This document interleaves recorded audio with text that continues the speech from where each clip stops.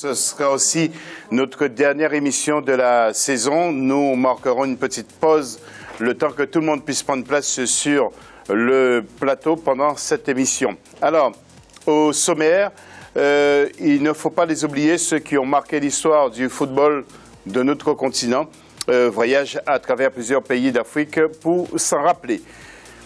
Ligue des champions CAF en Coupe de la Confédération, deuxième tour, il y a des équipes qui se démarquent. Nous en parlerons tout à l'heure.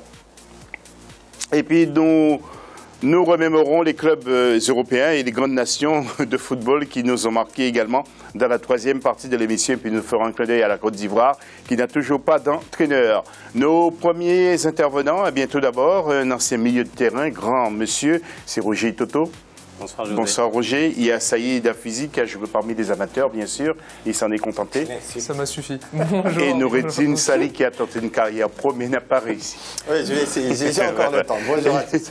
Et la question de l'AFC, quel est pour vous le joueur africain qui a marqué l'histoire? Vos réponses, c'est bien sur AFC, nos réseaux sociaux aussi, afc@africa24tv.com. Les footballeurs africains qui ont marqué l'histoire, c'est donc à la une de l'AFC.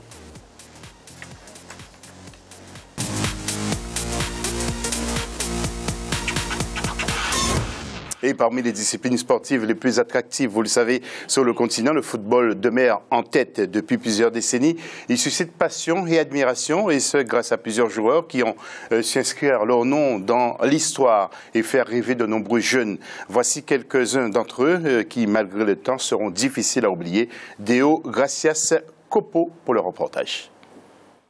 Entre scandale et déception, le football continue malgré tout de déchaîner les passions dans le monde et plus particulièrement en Afrique. S'il est vrai qu'aucune nation du continent n'a pu gagner le trophée mondial, certains joueurs en revanche ont réussi à marquer l'histoire de la discipline. Parmi eux, Samuel Eto'o, considéré comme l'un des plus brillants, mais aussi des plus connus de la nouvelle génération. Quadruple ballon d'or africain et double vainqueur de la Coupe d'Afrique des Nations, l'ancien capitaine des Lions indomptables du Cameroun est à 34 ans, le seul joueur africain à avoir remporté 3 fois la Ligue européenne des champions. Un parcours exceptionnel qu'aura quasiment connu d'autres talents à travers le continent, à l'instar de Didier Drogba, l'ancien capitaine des éléphants de la Côte d'Ivoire. À 37 ans, le double ballon d'or africain a été aussi victorieux en 2012 de la Ligue européenne des champions. La nouvelle génération a eu à connaître, disons, une trajectoire assez rapide et assez éloquente, eu égard au titre remporté par certains de ces joueurs. Je parlerai notamment de Samuel Eto'o, même si Eto'o laissait la place à une autre génération. Mais Drogba, quoi qu'on dise, est un joueur phénoménal. Rien que d'avoir ces statistiques qui sont ébouriffantes avec Chelsea. Mais ce qui manque à cette génération, c'est cette grinta, c'est cette volonté que les aînés avaient. Je fais allusion à George Weah, à Thomas Nkono, Antoine Bell et les autres. Pour de nombreux observateurs, ces stars de la nouvelle génération sont certes talentueuses, mais rien de comparable aux anciennes gloires. On cite notamment Roger Mila, le plus vieux buteur de l'histoire de la Coupe du Monde, l'ancien attaquant George Weah, unique joueur africain à avoir décroché le Ballon d'Or France Football en 1995, ou encore Thomas Nkono, le premier gardien de but africain noir à évoluer dans un championnat européen.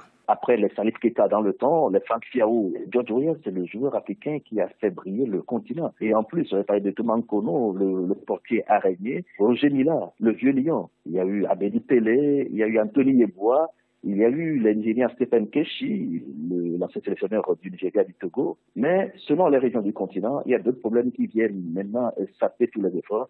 C'est des problèmes de management, de gestion, parce qu'une équipe pour avoir des performances, ce n'est pas uniquement sur le talent des joueurs, mais c'est tout ce qui gravite autour de l'équipe.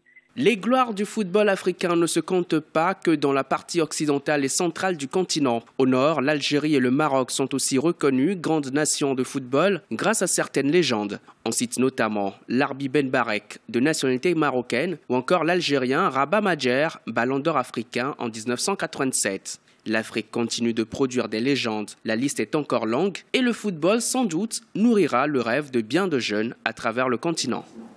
Oui, pour cette première partie, Roger Itoto, que retenez-vous? Votre nom n'a pas été cité, bien entendu. Alors. Non, je retiens. Bon, tout ça, c'est des grands joueurs qu'on vient de voir. On en parlait tout à l'heure par rapport à tous ces joueurs-là. C'est impressionné par rapport à tous les clubs que Samuel Eto'o a fait. Et dans chacun des clubs qu'il a fait, donc, il a toujours été là présent. Il a souvent été nominé ou nommé comme l'un des meilleurs joueurs africains. Est-ce que vous avez rencontré ces joueurs en tant qu'adversaire? Oui, Samuel Eto'o, Didier Drogba, oui. Il vous a impressionné? Vous aviez la trouille, si je peux dire? Non. Entre nous, Africains, quand on a l'occasion de se rencontrer sur le terrain, on parle de pas mal de choses. Mais il y a toujours ce respect-là et je suis plutôt satisfait, ravi, heureux pour eux, pour la carrière qu'ils ont démontré, l'exemple qu'ils ont donné pour le football africain. Oui, alors Saïd, on a parlé bien sûr de Ben Barek, vous n'étiez pas encore né, vous ne saviez même pas si vous seriez né.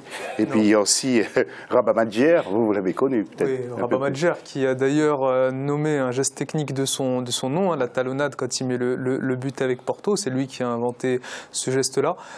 Pour résumer un petit peu, on voit tout ce que le football africain a apporté dans le foot mondial, la trace qu'il a laissée, l'empreinte qu'il a laissée, les talents indéniables qui sortent du sol africain.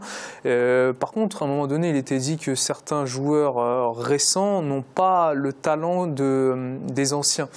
Donc, comme l'a très bien dit Roger, quand on voit Samuel Eto'o, ce qu'il a apporté au foot mondial, un Africain, donc issu du Cameroun, avec un déficit en termes de formation, aller s'imposer avec des Lionel Messi, Andrés Iniesta, etc., aller dans tous les clubs et s'imposer comme ça, grand coup de chapeau. Samuel Eto'o est le dernier grand joueur du continent africain. Oui, alors on parlait justement de ce parfum, de cette talonnade qui a, justement, il avait fabriqué un parfum qui portait le nom de... Vous l'avez porté, vous l'avez mis ce parfum, vous nous l'avez dit? Non, je ne fais pas de la publicité au parfum, là je fais le football. Là. Non, je suis pratiquement, on va dire...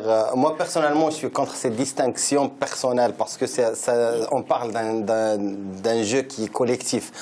Et quand je parle des joueurs, c'est vrai qu'il y a des joueurs, des astres ou bien des étoiles qui se distinguent, mais il y a un collectif. Je ne vais pas parler du Maroc, je vais parler de cette équipe du Cameroun, comme on l'a cité, le Roger Milla. Je parle de cette équipe de 82. C'est vrai qu'on parle de Roger Milla, la star de tous les temps. Pratiquement, il a fait 3 ou 4 Coupes du Monde, le plus vieux buteur de la Coupe du Monde. Mais quand tu vois les Mfede, les Koundé, le docteur Abega, alors il y en a beaucoup qui sont partis. Donc il y avait carrément une génération de joueurs dans des pays, quand on parle de l'Algérie 82 qui a pratiquement chamboulé le mode de football actuel avec la combinaison de l'Allemagne et de l'Autriche. Quand tu parles de Rabah Madjer, tu parles de Serba, de Merserkan, tu parles de Fergani le capitaine, tu parles de Belloumi, tu parles de Assad. C'est vrai qu'il y a des générations qui ont marqué l'histoire avec certainement des étoiles qui sont au-dessus de tout le monde. Voilà, messieurs, merci.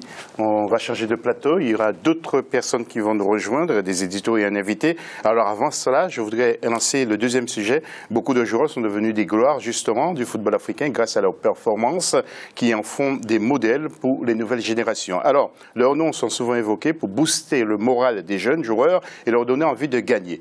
Emmanuel Milimono pour le reportage. Meilleurs joueurs, meilleurs gardiens ou meilleurs buteurs, ils ont marqué l'histoire du football africain lors des différentes compétitions internationales.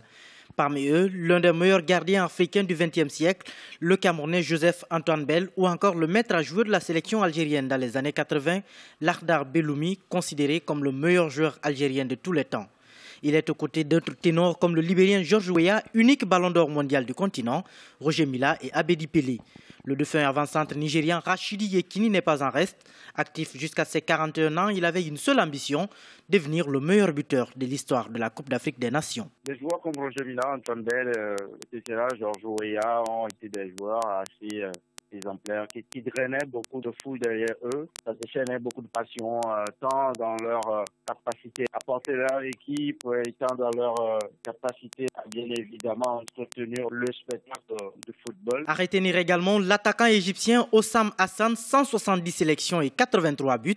Certains spécialistes estiment que son palmarès servirait à résumer à lui seul toute un livre d'histoire. Kalusha Bwalia s'est lui aussi illustré comme étant le meilleur buteur et le joueur le plus célèbre de l'histoire de la sélection zambienne. Il occupe actuellement la présidence de la Fédération de football. Ces joueurs-là sont restés tout au long de leur carrière des exemples assez éloquents pour les générations futures. C'est difficile d'en avoir de nos jours parce qu'en fait avant aussi le football c'était beaucoup de passion. D'autres joueurs brillants à leur époque sont moins connus par les nouvelles générations. Il s'agit notamment de l'attaquant congolais Kalala Mokandi, l'ex-champion d'Afrique en 1968, qui vient de décéder des suites de maladies en Afrique du Sud. Autre grand nom du football africain, l'Algérien Rachid Mekoufi ou encore le gardien de but marocain Badou Zaki. Encore actif, des joueurs comme l'attaquant sénégalais El Hadji Diouf est entré dans l'histoire en 2002 à la CAN et à la Coupe du Monde de la même année. Idem pour l'Ivoirien Yaya Touré, champion d'Afrique 2015. Voilà, Lassana Camara, vous avez un site, vous traitez beaucoup de football, vous êtes un passionné, vous êtes mauritanien, mais vous n'avez pas suivi que le football mauritanien. À travers toutes ces anciennes stars, il y a certaines qui vous ont marqué? Il y a certaines certaines stars qui ont marqué à travers leur palmarès. Il y en a qui ont marqué à travers leur personnalité. Quand je parle de George Weah, il a marqué par son talent. Le premier Africain à gagner le Ballon d'Or et par sa personnalité, tout ce qu'il a fait en dehors du football pour son pays. Des footballeurs comme ça, on veut que la nouvelle génération suit les traces de Oussama Hassan, suit les traces de George Weah, suit les traces de Rabat Madjer. Donc quand on revoit le passé de ces joueurs-là, on comprend maintenant que le football africain a participé à l'édifice du football mondial. On ne peut pas parler du football mondial sans parler du football africain. Et c'est de bon augure en voyant ces Weah, ces Madjer et ces grands joueurs qui ont marqué l'empreinte du football africain. Oui, Samy, un petit mot. Est-ce qu'il y a des garçons qui vous ont vraiment marqué dans l'histoire de footballeurs africains? Oui, bien sûr. Comme je le disais en off, je préfère parler des joueurs que j'ai vus évoluer, même dans ma jeunesse ou même maintenant.